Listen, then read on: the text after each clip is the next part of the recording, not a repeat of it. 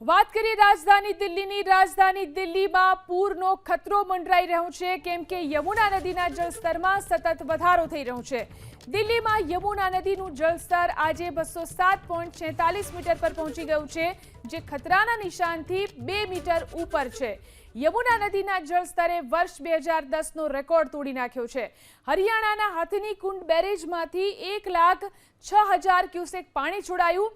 એટલું જ નહીં, વઝીરાબાદ બેરેજમાંથી પણ 1,09,000 ક્યુસેક પાણી છોડવામાં આવ્યું છે, જ્યારે કે ઓખલા બેરેજમાંથી 2,03,000 ક્યુસેક પાણી છોડાયું છે, જેના કારણે યમુના નદીના જળસ્તરમાં સતત વધારો થઈ રહ્યો છે। મોડી રાત્રે દિલ્હી સચિવાલય સુધી પાણી પહોંચી જતા પાણીના નિકાલ માટે મશીનોની મદદ લેવી પડી હતી। આંબેડકર કોલોની વિસ્તાર જાણે કે પાણીમાં ગરકાવ થઈ ગયો છે।